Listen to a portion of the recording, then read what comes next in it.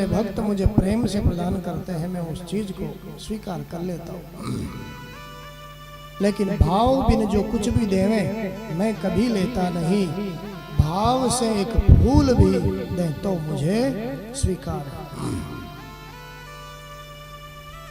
भक्त का संकोच दूर करने के लिए चावल की पोटली को खींचा।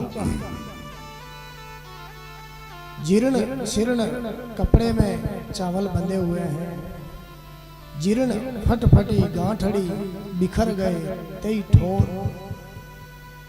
थोड़े से चावल बचे, मेरे परमात्मा ने देख करके ही अंदाजा लगा लिया, ओहो सुदामा जी के घर का एक मुट्ठी भी चावल नहीं है, अलग अलग घरों के चावल।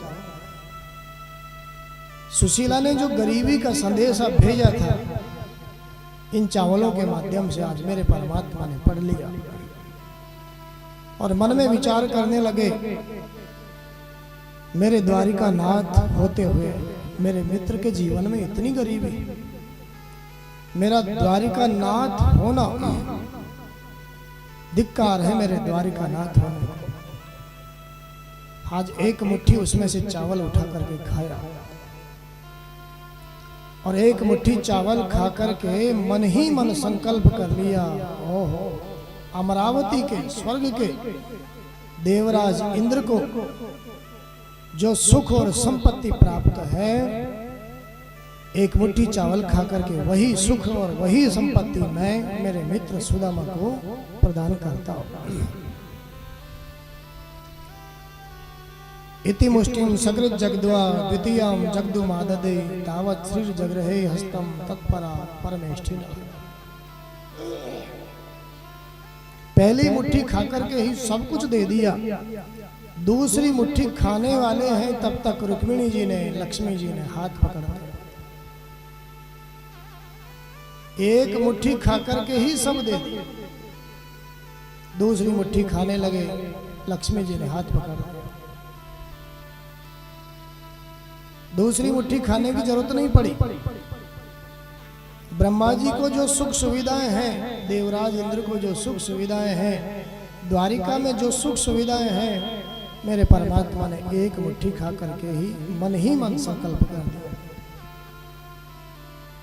आपने कहीं और जगह सुन लिया होगा, दो मुट्ठी खाई फिर तीसरी में हाथ पकड़ा रुक्मिणी जी ने।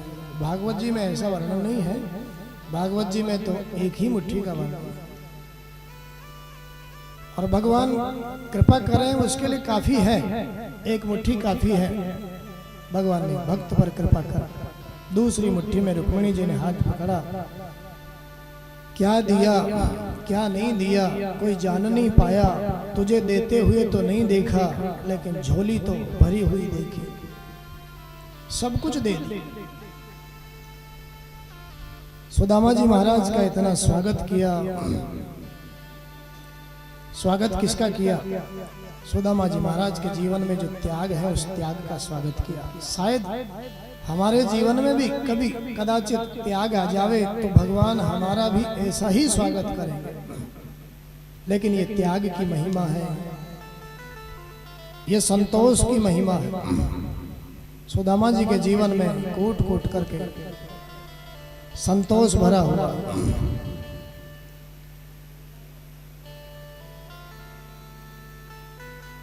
वार्तालाप हुआ, सबने प्रणाम किया। सुदामा जी का आशीर्वाद देते देते हाथ हार गया।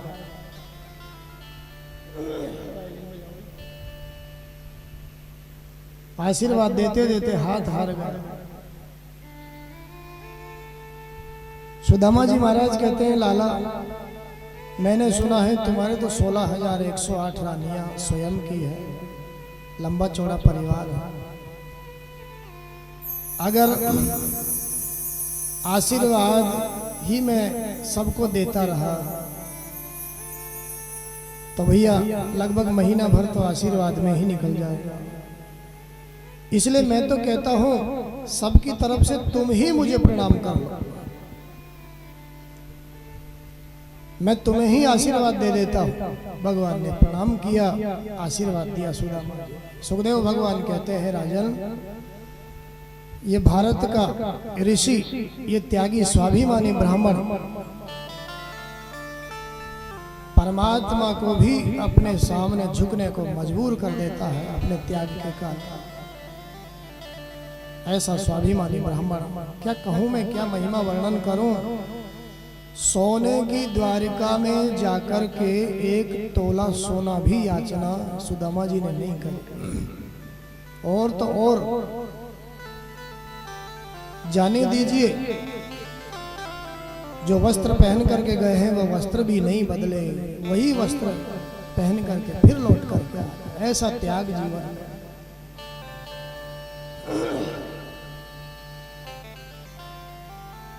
दूसरा दिन हुआ, एक दिन से ज्यादा नहीं रुके, विदा ली और आए थे जब तो अपने आंसुओं को पी गए थे।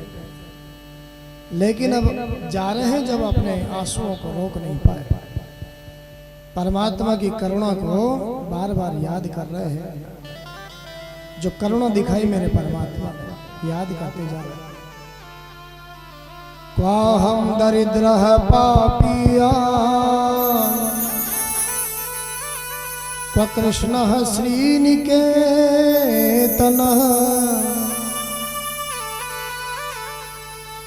कहाँ तो मैं दीनहीन गरीब ब्राह्मण और कहाँ द्वारिका नाथ साक्षात नारायण। कितनी करुणा दिखाई, कैसा सम्मान किया मेरा। आजकल का कोई मित्र होता तो शायद पहचानने से भी मना कर देता, लेकिन कहां तक उसकी करुणा का मैं वर्णन कर। इधर लौट करके आए अपनी नगरी में, अपने झोपड़ी को नहीं देखा। चिंता होने लगे, मेरी झोपड़ी कहाँ गई।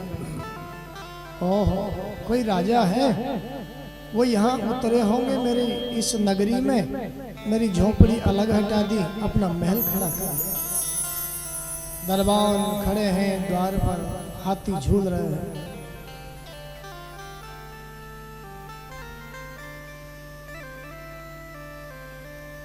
दरबानों से पूछा, भैया अपने मालिक से पूछो ना, मेरी झोपड़ी कहाँ कर दियो। दरबानों ने कहा, महाराज वो तो यहाँ है ही नहीं। कहाँ गए? द्वारिका गए हैं महाराज। क्या नाम है? सुदामा नाम है महाराज, ब्राह्मण है। अच्छा, मेरी पूरी होने का तो कोई सवाल ही नहीं है। मैं ही वो सुदामा हूं या कोई दूसरा सुदामा है, इसकी परीक्षा के लिए अब दरबानों से कहा, भैया वो पंडितानी जी को बुलाओ। सुशीला भगवान की कृपा से अब पूर्ण सज धज करके श्रृंगार करके आई। सुदामा जी तो पहचान ही नहीं पाए।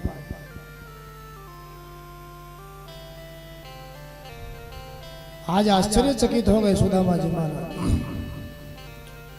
मंदिर देखी डरे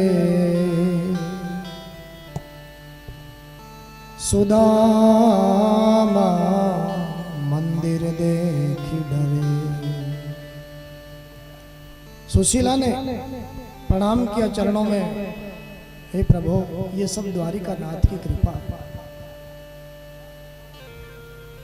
आपको दर्शन चाहिए था, द्वारिका नाथ ने आपको दर्शन दिया, और मुझे धन चाहिए था, द्वारिका नाथ ने मुझे धन दिया। सुदामा जी कहते हैं, हे देवी अब इन महलों में मेरा तो मन नहीं लगता। अपने द्वारिका नाथ को स्मरण करने लग गए। हे द्वारिका नाथ, मैंने आपसे धन दौलत कब मांगा?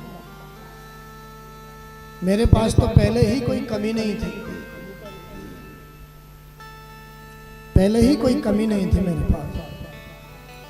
आपने ये सब क्यों किया? सुदामा जी महाराज के मन का तो एक ही भाव है। क्या कहते हैं भगवान? इतना ऐश्वर्य प्राप्त करने के बाद में भी कहते हैं, हे प्रभु मेरा आपकी कृपा से सब काम हो रहा है।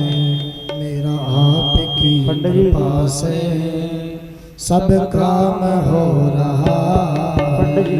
मेरा आपकी कृपा से सब काम हो रहा है। करते हो तुम कन्हैया, करते हो तुम कन्हैया, मेरा नाम हो रहा है। मेरा आपकी कृपा से सब काम हो रहा है। मेरा आपकी कृपा से सब काम हो रहा है।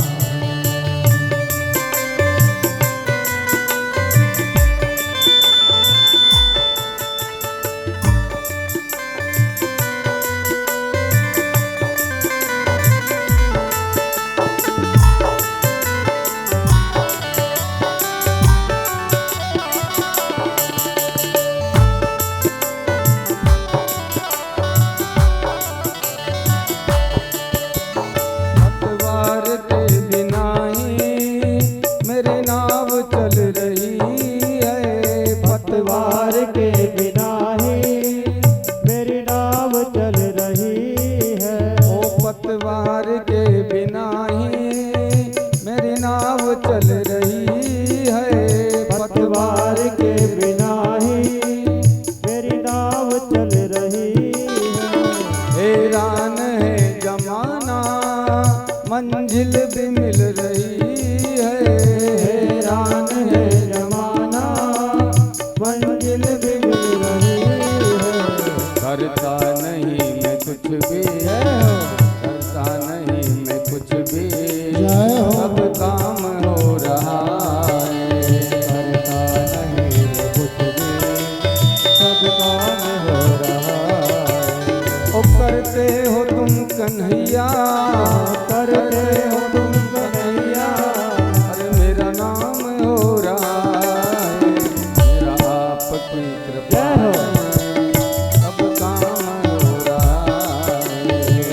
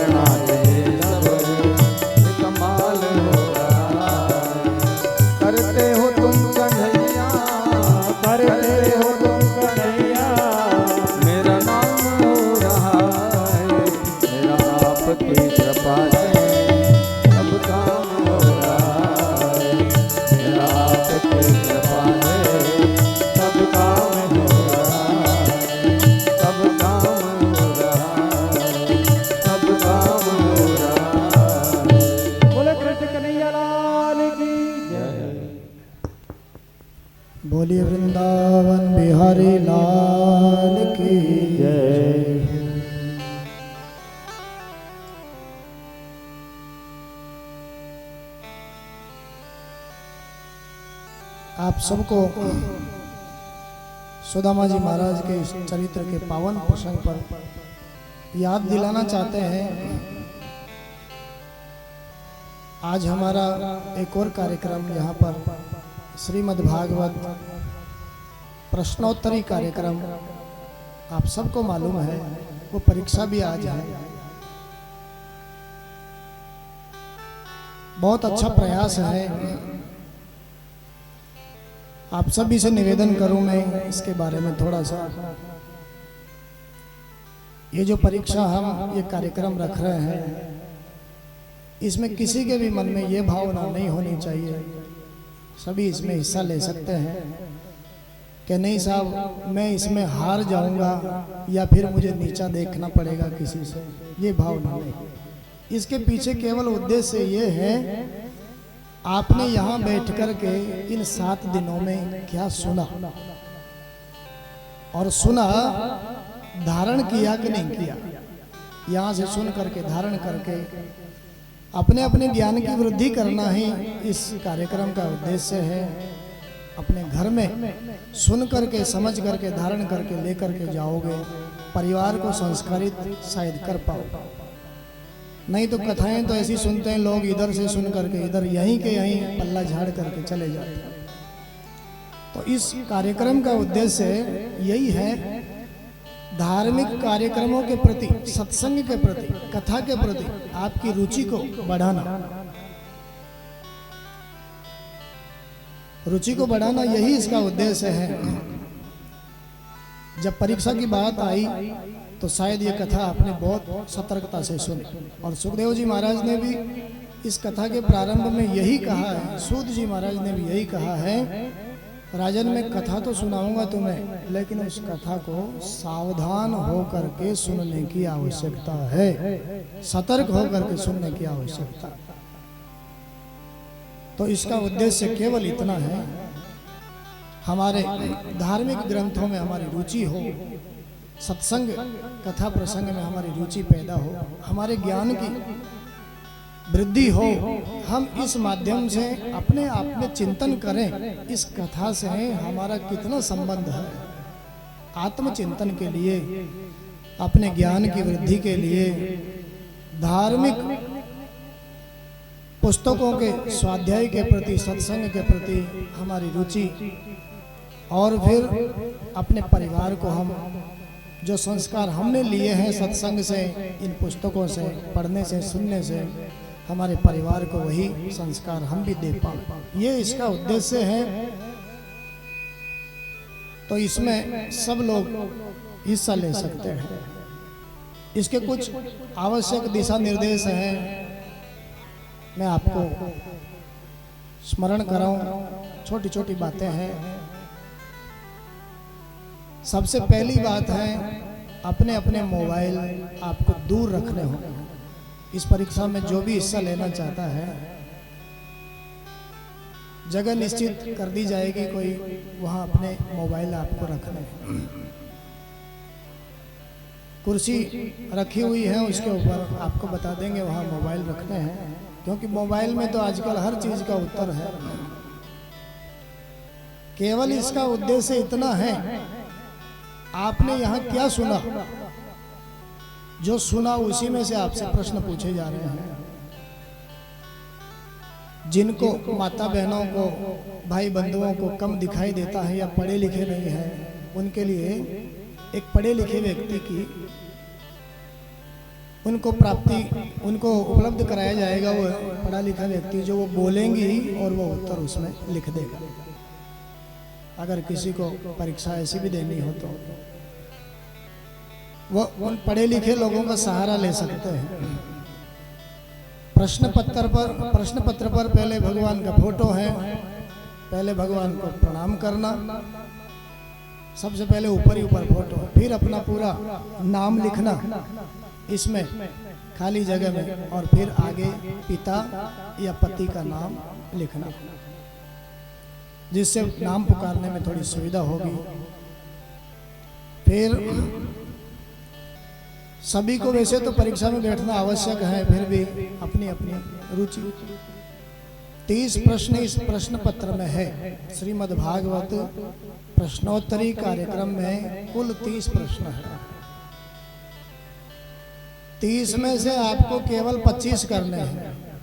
हाँ, 5 प्रश्न जो आपको नहीं आ पा रहे हैं, कठिन है, वो छोड़ देने हैं।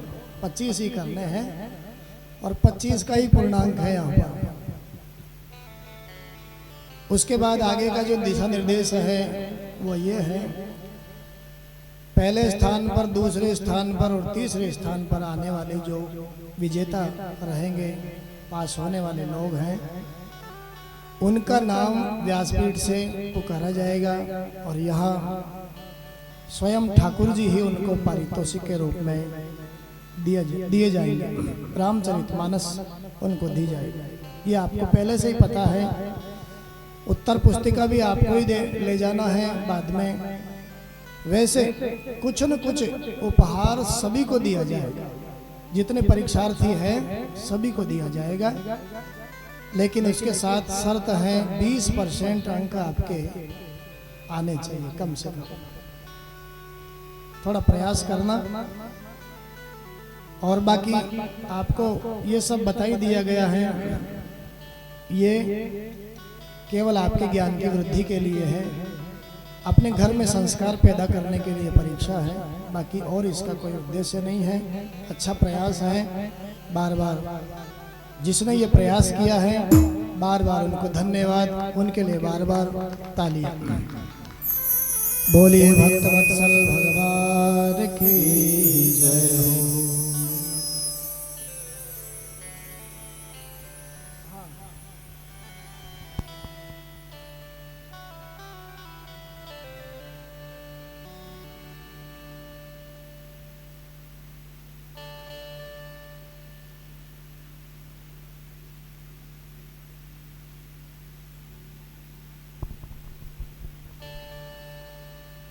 बोलिए श्रीमद्भागवत पुराण की, बोलिए श्री कृष्ण भगवान की, बोलिए श्री व्यासपीठ श्री राजेंद्र जी शास्त्री की। आपके कारण हमारे 7 दिवस से चली आ रही ये कथा आज संपूर्ण होने की ओर जा रही है। इस बीच में एक छोटा सा कार्यक्रम रखा है। पहले मेरी बात सुन लीजिए, आप मेरी बात सुनिए। अरे आप सुनिए, मेरी बात सुनिए। जो इस कथा के इस प्रश्नोत्तरी में भाग लेना चाहते हैं, सबके लिए है, सबके लिए है। लेकिन जो भाग लेना चाहते हैं वो अपना हाथ खड़ा करें, ताकि अगर आपके पास में पेन है तो हाथ खड़ा मत करें, और पेन नहीं है तो पेन हम दे देंगे। भाग आपको सबको लेना है, ठीक है? अच्छा, अब ऐसा है, जितने पुरुष हैं उनके मोबाइल आप यहाँ रखिए, जितनी स्त्रियां हैं उनके मोबाइल उन दोनों चेयर पर रखिए। आते जाइए, फटाफट रख दीजिए, आते जाइए, फटाफट रख दीजिए, टाइम नहीं अपने पास में। अपने अपने मोबाइल वहां पर रख दीजिए। हाँ, यहाँ से उठा लीजिए फिर। हाँ, तो पेन दे दो तुम सबको। भाई आपके मोबाइल निकालो, नहीं है तो कोई बात नहीं, लेकिन जिनके हैं वो निकालो और यहाँ रखो। भाग सबको लेना है, सबके पास प्रश्नोत्तरी आने वाली है यहाँ। अच्छा, उठाने से पहले अपना ही मोबाइल पहचान करके आप उठाएंगे। इधर लाओ, इधर लाओ, इधर लाओ, इधर लाओ, यहाँ रखो, यहाँ रख दीजिए। हाँ, यहाँ रख दीजिए। बस बस बस, घुसोड़ो मत, आपने कुछ चिंता नहीं मत करो। हाँ साहब, हाँ साहब, सबको आप पेपर है, हाँ, नीचे रखने के लिए ये किताबें दी गई है, ताकि पेपर, ये किताबें आपको वापस देनी है।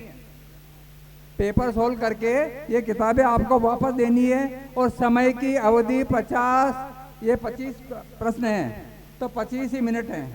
समय की अवधि आपके लिए 25 प्रश्नों के लिए 25 मिनट है। और समय की अवधि की स्टार्ट व्यास जी पीठ करेंगे और समय की अवधि की पूर्णाहुति भी श्री व्यास जी पीठ करेंगे।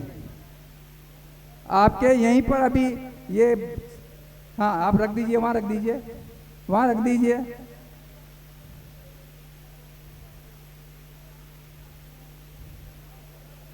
अरे ये सब बाद में कर देना, बाद में देना ये आप अभी मत आओ, अभी मत आओ, जिनको भी देना है बाद में देना, अभी यहाँ से उठे नहीं है। व्यास जी को विदा करने के बाद उस वक्त देना। अब भाई जरा फटाफट दे दो ये प्रश्नोत्तरी प्रश्न पत्र। हाँ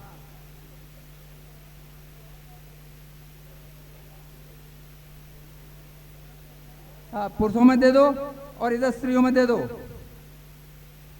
देख धीरे धीरे, हाँ इधर स्त्रियों में देना शुरू करो फटाफट।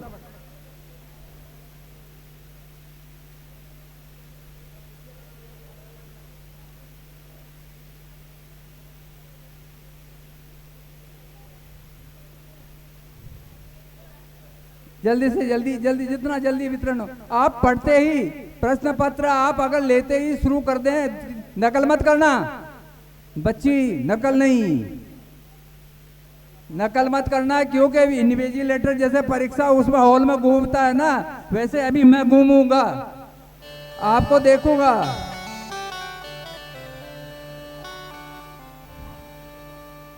हाँ जल्दी से जल्दी।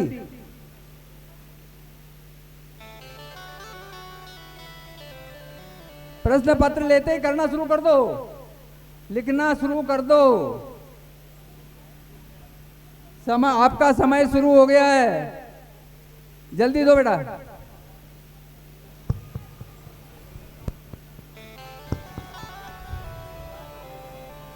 आप थोड़ा सा भजन चलते रहेंगे। अच्छा कथा चल रही है, हाँ तो आपकी कथा चल रही है। बोलिए भक्त वत्सल भगवान की जय हो। आप सभी का समय अब शुरू हो गया है, कृपया 12:15 बजे हैं और 12:45 बजे तक आपको अपना प्रश्न पत्र पूरा कर लेना है। एकदम शांति से, थोड़ी थोड़ी दूरी बनाते हुए सब लोग एकदम शांति से प्रश्न पत्र हल करें। जिनके पास पेन नहीं है वो पेन ले सकते हैं। और कथा भी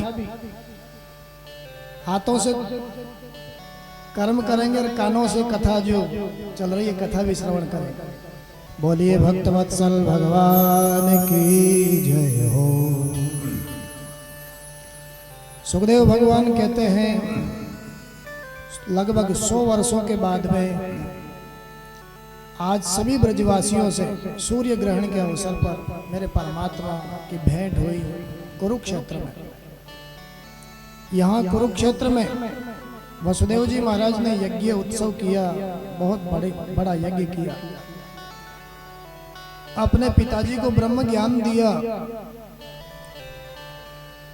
मेरे परमात्मा कृष्ण ने। और फिर वहां से लौट करके आए, देव की माँ के 6 पुत्रों को बलि महाराज के सुतल लोक से लौटा करके लेकर छहों के छहों भाई जो दुष्ट कंस ने मारे थे, देव की माँ का दूध पी करके सब भगवान के धाम को पधारे। सुभद्रा का विवाह आगे फिर अर्जुन के साथ मेरे परमात्मा ने करवाया। कहाँ तक मैं परमात्मा की लीलाओं का गान करूं, वर्णन करूं। साक्षात वेद भी परमात्मा के चरित्रों को गाते गाते गाते अंत में नेति नेति पुकारते हैं। न इति, इनका कोई अंत नहीं है। शेष जी महाराज भी शायद 1000 मुखों से परमात्मा की कथा को नहीं गा सकते। शिव जी का भस्मासुर से आगे संकट मोचन कराया मेरे परमात्मा नारायण ने, और ये दर्शाया, ये बतलाया कि भैया भगवान शिव और नारायण में कोई भेद नहीं है। नारायण प्रभु जिसको भी कृपा करते हैं, ठोक बजा करके परीक्षा लेते हैं, और भगवान शिव कभी कभी बिना सोचे समझे वरदान दे करके अपने ही वरदानों के चक्कर में पड़ जाते हैं। आज भस्मासुर को वरदान दिया और भस्मासुर ही मेरे परमात्मा को भस्म करना चाहता है। नारायण प्रभु ने आज बचाया। त्रिदेवों की परीक्षा में भृगु जी महाराज ने लात मारी मेरे परमात्मा के वक्षस्थल पर और अपनी करुणा मेरे नारायण ने दिखाई। हे भृगु जी, आपके कोमल चरण में कहीं चोट तो नहीं आई। त्रिदेवों की परीक्षा में भृगु जी ने नारायण को करुणा का सागर बताया। आगे फिर मेरे परमात्मा ने अपने परिवार को धरती का भार समझा। मैं भूमि का भार हरण करने के लिए आया, लेकिन शायद मेरे जाने के बाद मेरा परिवार ही इस भूमि के लिए भार बन जाएगा। इसलिए अपने परिवार के लोगों को साप दिलवाया संत ब्राह्मणों से, और साप के कारण समय आने पर लोहे का मूसल पैदा हुआ। उस लोहे के मूसल से एरिका नाम की चूर्ण से एरिका नाम की घास प्रकट हुई। कालांतर में वही लड़ने के काम आई इन यदुवंशियों के। वसुदेव जी महाराज के पास नारद जी आए और माया से पार पाने का उपाय बताया। जनक महाराज और नव योगेश्वरों का संवाद सुनाकर बोलिए भक्तवत्सल भगवान की जय। ये देवता लोग भगवान के पास में आए हैं। प्रभु, अब तो आपकी लीला पूर्ण हो चुकी है, अब तो आप अपने गोलोक को पधारिए महाराज। भगवान ने अपने आयुधों को देवताओं के रथ में रखा और कहा, भैया अभी इस धरती का भार मेरा अपना परिवार बाकी है, इसलिए थोड़ा प्रतीक्षा और तुम्हें करना होगा। न जाने उद्धव जी महाराज को कैसे पता चला मेरे परमात्मा अब जाने वाले इस धराधाम से। उद्धव जी महाराज ने कहा, है प्रभु, आपके जाते ही इस धरती पर कलयुग आ जाएगा। कलयुग में मेरे जैसे भक्त कैसे रहेंगे आपके बिना। सन्यास धर्म के लक्षण बताए। दत्तात्रेय भगवान ने जो 24 शिक्षा गुरु बनाए, इन गुरुओं का वर्णन किया। उद्धव जी से परमात्मा कृष्ण कहते हैं, दत्तात्रेय भगवान ने हमारे बाबा यदु महाराज से कहा था, मैंने अपने जीवन में 24 शिक्षा गुरु बनाए और सबसे कुछ न कुछ सीखा। पृथ्वी से सहनशीलता, आकाश से अनंतता, हवा से अपने आप को प्रदर्शित नहीं करना, जल से शीतलता, अग्नि से पवित्रता और चंद्रमा से शीतलता, सूर्य से अपनी समदर्शिता, कबूतर से संसार में मोह नहीं करने की शिक्षा को मैंने पाया। अजगर से बहुत सुंदर शिक्षा प्राप्त कर। अजगर करे न चाकरी, पंछी करे न काम, दास मलूका यूं कहे सबके दाता।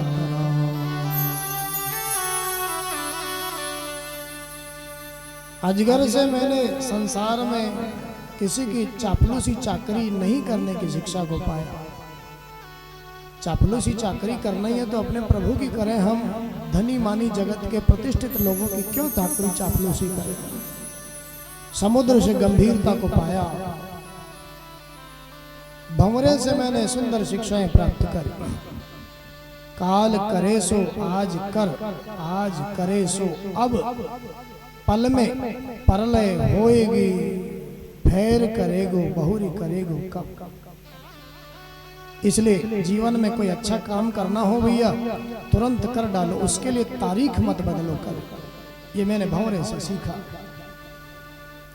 और गजराज को गुरु बना करके मैंने स्पर्श सुख की कामना से दूर रहने को सीखा, क्योंकि हाथी का जीवन स्पर्श सुख की कामना से जगत में फंस जाता है। मधुमक्खी से संग्रह नहीं करने की शिक्षा को मैंने पाया। मधुमक्खी फूलों पर बैठ बैठ करके रस लेती, शहद का निर्माण करती छाता बना करके, और फिर कोई आदमी आता कंबल ओढ़ करके धुआं करके सारा शहद ले जाता, मधुमक्खी को क्या मिलता? केवल और केवल कष्ट मिलता, मृत्यु मिलती। अपने जीवन में जितनी आवश्यकता उतना ही संग्रह करो। हिरण को गुरु बना करके मैंने ग्राम में गीत नहीं सुनने की शिक्षा को पाया। मछली को गुरु बना करके मैंने बहुत सुंदर शिक्षा पाई। अपनी इंद्रियों को वश में करना है तो सबसे पहले अपनी जीभ को वश में कर, और जीभ वश में हो जाए तो सब वश में हो जाए। जीभ वश में नहीं हो पा रही है तो कुछ भी वश में नहीं हो सकता।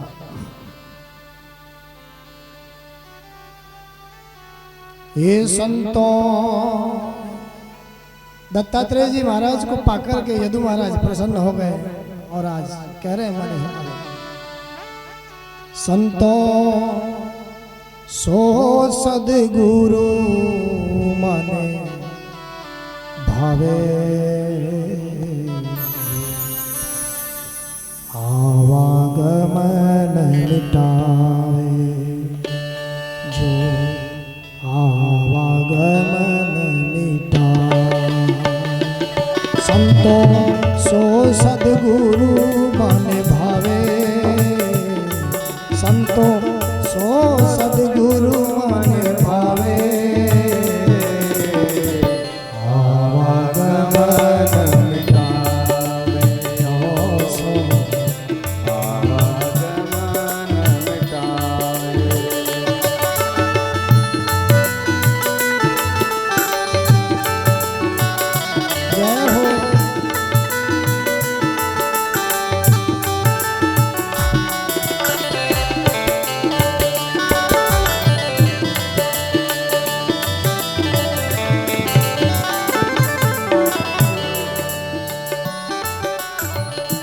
सत्य प्रेम का भर भर प्याला, सत्य प्रेम का भर भर प्याला, सत्य प्रेम का भर भर प्याला, सत्य प्रेम का भर भर प्याला, पीवे और पिलाए हो, पीवे और पिलाए,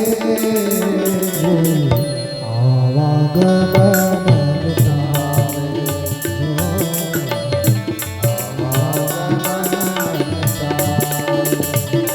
संतों सो सदगुरु माने भावे, संतों सो सतगुरु मन भावे, ये संतों सो सदगुरु माने भावे,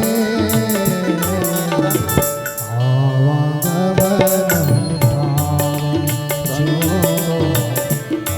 आवागमन मिटावे।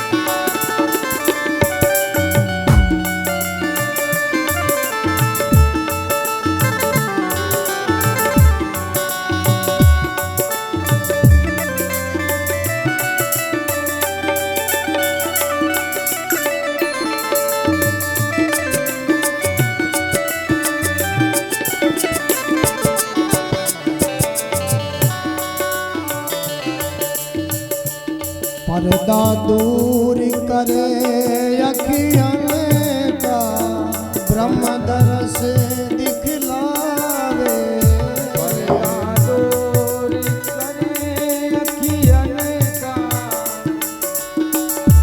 ब्रह्म दरस दिखलावे, पर्दा दूर करे अखियन का, ब्रह्म दरस दिखलावे,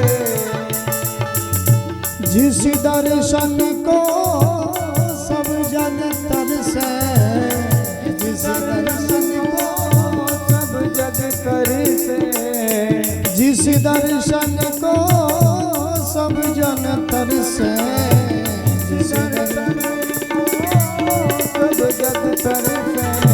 घट बिच मोहि दिखावे, घट बिच मोहि दिखावे, घट बिच मोहि दिखावे, घट बिच मोहि दिखावे।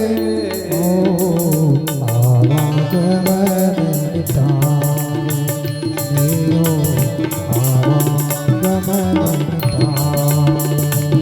संतो सो सद्गुरु मने भावे, संतो सो सद्गुरु मने भावे। आवागमन मिटावे, आवागमन मिटावे।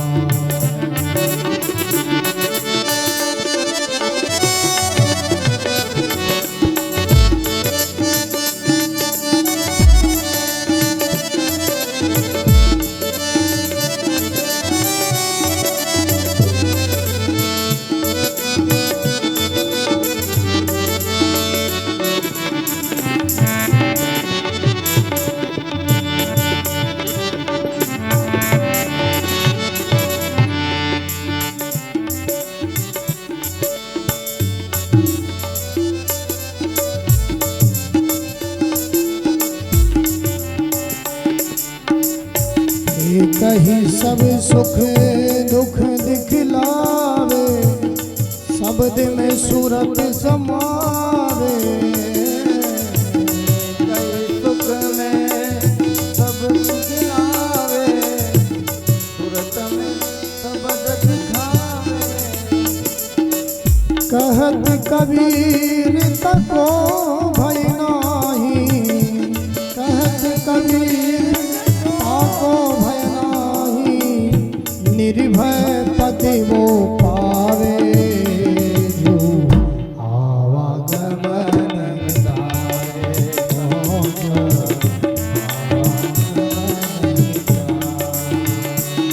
संतो सो सद्गुरु मने भावे, संतो सो सद्गुरु मने भावे। आवागमन मिटावे, आवागमन मिटावे।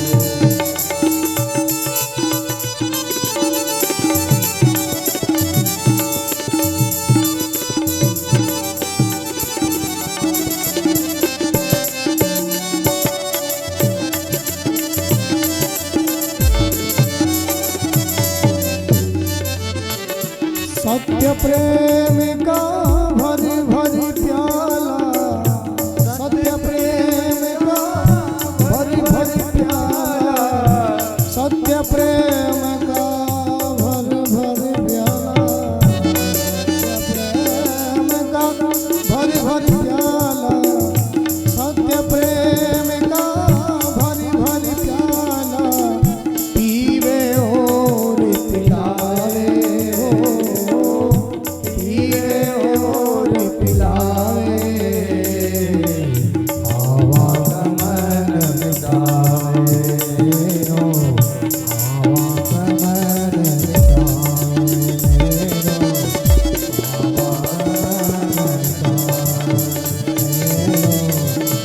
आवागमन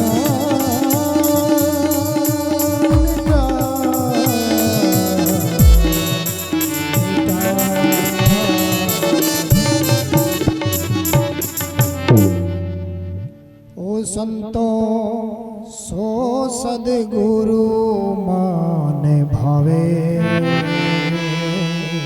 जो आवागमन मिटाए। 24 गुरु बनाए। हिरण से ग्राम्य गीत नहीं सुनने की शिक्षा को पाया, मछली से अपनी जीव को बस में रखने की शिक्षा को पाया। पिंगला वेश्या को गुरु बनाया और सीखा, आशा ही परमम दुखम नैराश्यम परमम सुखम। संसार के लोगों से आशा करना ही सबसे बड़ा दुख है और जगत से निराश रहना ही सबसे बड़ा सुख है। बालक को गुरु बनाया, बालक के जीवन में मान सम्मान अपमान की कोई भावना नहीं रहती है। तो बालक को गुरु बना करके सीखा। बालक जैसा जीवन हमारा होना चाहिए। हम बड़े हो गए हैं, लेकिन अगर मान अपमान से हमको ज्यादा फर्क पड़ता है तो भैया बड़े होने का क्या फायदा हुआ। इससे अच्छा तो हम बालक थे तभी ठीक थे। कम से कम मान सम्मान अपमान की परवाह तो हमें नहीं थी। इतना बैर तो जीवन में नहीं था हमारा। सर्प को गुरु बना करके सीखा। जो भक्त है, संत है, सन्यासी है, वह ज्यादा आश्रम आदि के चक्कर में नहीं पड़ता। सांप अपने लिए बिल नहीं खोलता और किसी के भी बिल में रह करके अपना जीवन पूर्ण कर लेता है। लोहार को गुरु बनाया और लोहार को गुरु बना करके सीखा। चाहे राजा की सवारी आवे, चाहे किसी की सवारी आवे, लोहार का ध्यान अपने हथौड़े की चोट पर रहता, जैसे पनिहारी का ध्यान अपनी मटकी पर रहता। भैया ठीक उसी तरह कर्म कर से कर्म करो विधि नाना, मन राखो जा कृपा निधाना। आपने जिस आश्रम को अपनाया है, आपके जो जो कर्तव्य हैं, जो जो जिम्मेदारियां हैं, उनको पूर्ण करिए, लेकिन आपका मन करुणा निधान के, कृपा निधान के चरणों में रहना चाहिए। उसके बाद मकड़ी को गुरु बना करके सीखा।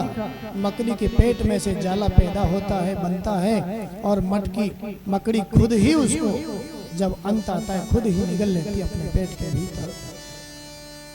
क्या सीखा? दत्तात्रेय भगवान कहते हैं जब दुनिया को प्रकट करना होता है तो परमात्मा अपने में से ही बनकर के प्रकट हो जाते हैं दुनिया में सब कुछ, और जब अंत प्रलय होता है तो अपने ही उदर में सबको फिर से समाहित कर लेते हैं। कुंवारी कन्या को गुरु बनाया दत्तात्रेय भगवान ने। क्या सीखा? कन्या के घर में कुछ सगाई करने के लिए आए हैं लोग, दादी सासू जी भी आई है। कन्या दादी सासू जी को देखते ही इतनी भाई इतनी पसंद आई, 4-4 चूड़ियां लेकर के आई है, पहना दी कन्या को। दादी सासू जी ने पिताजी से कहा, कन्या के पिता से कहा, आपकी बेटी आज से हमारी बहू हो। कन्या ने सोचा माँ घर में नहीं है, मेहमान लोग आए हैं, धान में से चावल निकले हुए नहीं हैं, औंखली में डाल करके कूटने लगे उनको भोजन कराने के। 4-4 चूड़ी दादी सासू जी ने पहना दी हैं। जब औंखली में धान कूटती हैं तो आवाज होती, खनक होती है। कन्या ने 2-2 चूड़ियां निकाल दी। अब 2-2 चूड़ियां फिर भी आवाज करती है। मन में सोचा पूरी तो नहीं निकाल सकती, सुहाग की चीज है, कोई बात नहीं है, एक-एक और निकाल दी। अब केवल 1-1 चूड़ी हाथ में है। अब धान कूट रही है, अब कोई आवाज नहीं होती है, कोई खनक नहीं होती है। दत्तात्रेय भगवान इस दृश्य को शायद खिड़की से देख रहे हैं और गुरु बनाया उस कन्या को, कुंवारी कन्या को। क्या सीखा? भैया भजन करना है तो उसके लिए एकांत बहुत जरूरी है। एक निरंजन दो सुखी, 3 में खटपट 4 दुखी। भजन के लिए एकांत जरूरी है। व्यापार पढ़ाई लिखाई के लिए 2 अच्छे रहते हैं, जहाँ 3 इकट्ठे हो जाते हैं वहाँ खटपट शुरू हो जाती है, और जहाँ समूह हो जाता है वहाँ तो फिर क्लेश ही क्लेश है। दत्तात्रेय भगवान यदु महाराज के 24 गुरु बताए। अंतिम गुरु अपने शरीर को ही बनाया। 6 महीने पहले जैसा मेरा शरीर था आज वैसा नहीं है, आज जैसा है कल वैसा, भविष्य में वैसा नहीं रहेगा। तो भैया जो भी अच्छा कर्म करना है और जल्दी से जल्दी हम करें। क्या गारंटी है कि हमारा बुढ़ापा आएगा ही आएगा? कभी बुढ़ापा नहीं आया तो सारे अरमान धरे के धरे रह गए। 24 गुरुओं की कथा सुनाई। उद्धव जी महाराज को सत्संग की महिमा बताई। परमात्मा कृष्ण ने कहा, हे उद्धव, सत्संग चाहे आधे क्षण का ही मिले लेकिन जरूर करना चाहिए। क्यों? सत्संग हमारी बुद्धि में जो जड़ता है उस जड़ता का हरण करता है, वाणी को सत्य से परिपूर्ण बनाता है। भगवान भोलेनाथ माता पार्वती से कहते हैं, सत्संग की महिमा बताते हैं। गिरिजा संत समागम समन लाभ कछुआ, बिनु हरि कृपा न मिलहि सो, गावत वेद पुराण। बिना हरि की कृपा से सत्संग नहीं मिलता, और सत्संग के बिना विवेक की प्राप्ति, समझदारी की प्राप्ति जीवन में नहीं होती। इसलिए चाहे थोड़ी देर का मिले लेकिन सत्संग करो। वास्तविक सत्संग जहाँ पर मिलता है वह हमें करना है। एक घड़ी आधी में पूरी आध, तुलसी संगत साधु की हरे कोटि अपराध। सत्संग जरूर करो जीवन में, बहुत सुंदर बात है। चाहे संत संग बोलो चाहे सत्संग बोलो, बात एक ही है। आगे फिर भक्ति योग की महिमा का वर्णन किया, और सुखदेव भगवान कहते हैं, परमात्मा कृष्ण उद्धव जी से कह रहे हैं, भैया भिन्न भिन्न सिद्धियों को प्राप्त करके भिन्न भिन्न निधियों को पाया जा सकता है, लेकिन भक्ति योग की बराबरी नहीं है, प्रेम योग की बराबरी नहीं है। भक्तिमान पुरुष को कभी किसी सिद्धि की आवश्यकता नहीं पड़ती। परमात्मा उसकी पूर्ण जिम्मेदारी अपने ऊपर लेते हैं। उसको जब जिस चीज की आवश्यकता पड़ती है, सारी की सारी जिम्मेदारी परमात्मा की होती, व्यवस्था परमात्मा करते हैं। अंत में अपनी विभूतियों का वर्णन करते हुए भगवान ने उद्धव से कहा, हे उद्धव, जगत में तुम्हें जिस जिस में भी श्रेष्ठता दिखाई देती है वो मेरा ही स्वरूप है। नारियों में शत्रुपा में ही हूँ, मनुओं में स्वायंभव मनु में ही हूँ, ऐरावत हाथियों में मैं ही हूँ, घोड़ों में उच्चैश्रवा में ही हूँ, पुरोहितों में वशिष्ठ मेरा ही स्वरूप है, धनुर्धारियों में अर्जुन मेरा ही स्वरूप है, ज्ञानियों में उद्धव तुम भी मेरा ही स्वरूप हो, औषधियों में जौ मेरा ही स्वरूप है, यज्ञों में ब्रह्म यज्ञ में ही हूँ, आश्रमों में संन्यास आश्रम मेरा ही स्वरूप है। कहाँ तक वर्णन कर। जो भी प्रश्न उद्धव जी महाराज ने पूछे, सारे के सारे प्रश्नों का उत्तर दिया मेरे परमात्मा ने, और समझाया, हे उद्धव, अपने जीवन में हो सके तो भैया, तुमने पूछा कलयुग में मुझसे शीघ्र मिलने का उपाय क्या है, तो उपाय यही है भैया, सरल, धीरे धीरे कथा सत्संग कीर्तन करके संसार से वैराग्य धीरे धीरे जीवन में आवे और मेरे चरणों में धीरे धीरे प्रेम हो जाए।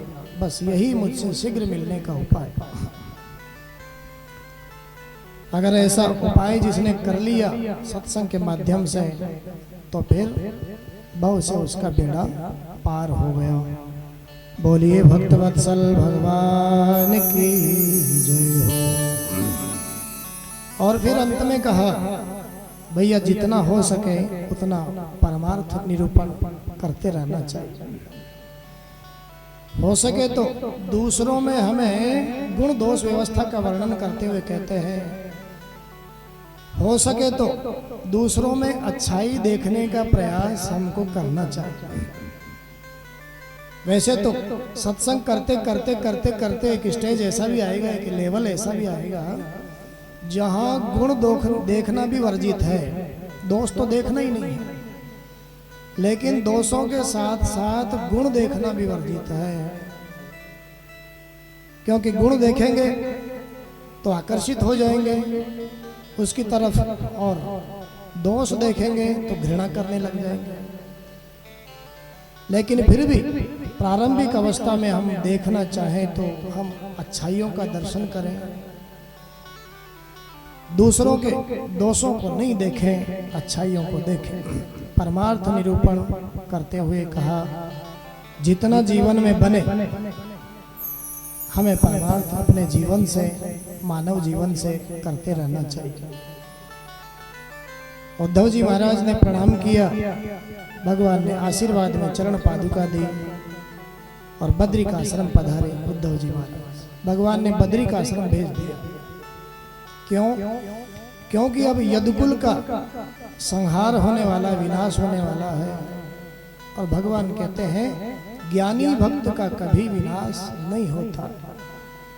हे उद्धव, ज्ञानी भक्त मुझे बहुत प्रिय है, मेरा भक्त कभी विनाश को प्राप्त नहीं होता, इसलिए तुम जाओ बद्री का आश्रम। उद्धव जी महाराज बद्री का आश्रम पधारे। सुखदेव भगवान कहते हैं पीछे से इन यदुवंशियों ने मतवाले होकर के अस्त्र शस्त्र लेकर के प्रभास क्षेत्र में आए और छोटी छोटी बातों को बड़ी बड़ी बहस बनाते हुए आपस में एक दूसरे के साथ लड़ने झगड़ने लगे। भगवान कृष्ण बलराम ने समझाना चाहा, लेकिन कौन समझे, विनाश काले विपरीत बुद्धि, समय आ चुका है। अस्त्र शस्त्र समाप्त हो गए। अहरिका नाम की घास को तलवार की धार के समान, जिसकी धार है, उखाड़ उखाड़ करके आपस में लड़ लड़ करके कट कट करके मर गए। दाऊ भैया ने समुद्र में प्रवेश किया, अपना शेष स्वरूप धारण करके भगवान की शेष सैया को सजाया। मेरे परमात्मा ने भी पीपल के वृक्ष के नीचे अर्धशयन अवस्था में लेटे हुए हैं।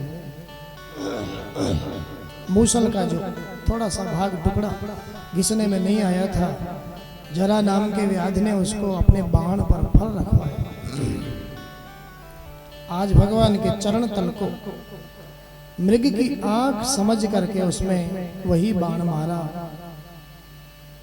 आज मेरे परमात्मा के पास में आकर के शोक व्यक्त करने लगा। भगवान ने कहा, नहीं भैया, मैं भी तो यदुवंश के अंतर्गत ही आता हूँ, इसलिए उस मूसल से ही मेरा भी अंत होना था। आज मेरे परमात्मा सबके देखते देखते देखते देखते अपने गोलोक को, स्वधाम को पधारे। हमारे संतों ने तो कहा, कलयुग में वो परमात्मा भागवत रूपी समुद्र में एक अंश से विराजमान हो गए। इस कारण से ये भागवत इस कलयुग में कोई पोथी नहीं है, साक्षात कृष्ण का ही स्वरूप है। सुखदेव भगवान कहते हैं ऐसे ही परमात्मा जब जब भक्तों पर भीड़ पड़ती है तब अनेक अनेक अवतार लेकर के इस धरती पर आते रहते हैं। इसीलिए तो भक्त लोग गाते रहते हैं, कभी राम बन के, कभी राम बन के आते हैं वो परमात्मा, कभी कृष्ण बन करके आते हैं। जब जब भक्तों पर भीड़ पड़ती है, चले आना प्रभु जी, चले आना, चले आना प्रभु जी, चले आना। कभी राम बन के, कभी श्याम बन के, चले आना प्रभु जी, चले आना।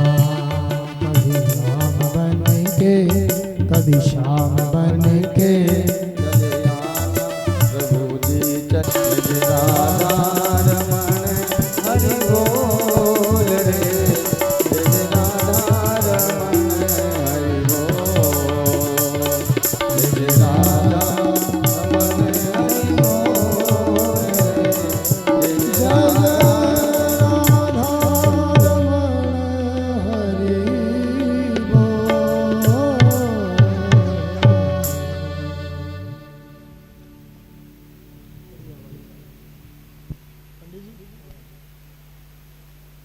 बोले भागवत भगवान की, वृंदावन बिहारी लाल की जय, सत्य सनातन धर्म की जय, जय जय श्री राधे।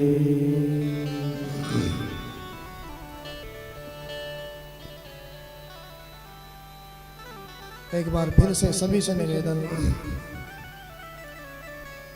समय तो वैसे ज़्यादा हो गया है, क्षमा प्रार्थी है, 10 बजे का समय दिया था, 11 बज गए। आइए ठाकुर जी के चरणों में नमन करते हुए पावन कथा गंगा में प्रवेश करें। श्रीमान शुक्राचार्य जी महाराज शुक्र ताल में गंगा किनारे परीक्षित महाराज को ये पावन कथा श्रवण करा रहे हैं। कल सायंकालीन कथा में आपने भगवान के विवाह उत्सव का आनंद लिया। हमारे संत शास्त्र तो कहते हैं भैया उत्सव मनाने हैं जीवन में तो परमात्मा के उत्सव मनाइए। हम अपने उत्सव मनाते हैं, अपने क्या उत्सव मनाना। ठाकुर जी के उत्सव में हमको आनंद लेना चाहिए। भगवान का प्राकट्य उत्सव, रामनवमी, जन्माष्टमी आदि आदि जो उत्सव है बड़े आनंद के साथ हमें मनाने चाहिए। धूमधाम से कल की कथा में लक्ष्मी स्वरूप जो रुक्मिणी माँ है, नारायण स्वरूप कृष्ण के साथ में उनका विवाह हुआ। कुछ समय के बाद पहला बेटा हुआ जिसका नाम प्रद्युम्न। ऐसी बात नहीं है कि परमात्मा के भक्त ही भक्त हैं, धरती पर मित्र ही मित्र हैं। जितने भक्त हैं उतने ही शायद शत्रु भी है। शत्रुता का कोई विशेष कारण भी नहीं है। संबर नाम का असुर प्रसूति का गृह से इस बालक को उठा करके ले गया, समुद्र में फेंक दिया और वहां से किसी मछुआरे ने उस मछली को पकड़ा जिस मछली ने इस बालक को निगला। संबरासुर की रसोई तक पहुंचा। नारद जी के कहने से संबरासुर की रसोई में कामदेव की पत्नी भोजन बनाने का काम करती है। ये बालक मछली के पेट से निकला। नारद जी ने सब समझा दिया, देवी जिस बालक का तुम लालन पालन कर रहे हो ये तुम्हारा पति है। कैसे महाराज? सारी कथा सुनाई पूर्व की। शिवजी जब समाधि में थे तुम्हारे पति कामदेव ने इनकी समाधि को भंग करना चाहा। उस समय इनका नेत्र खुलते ही तुम्हारे पति जल करके राख हो गए। जब शिवती सर नयन उघारा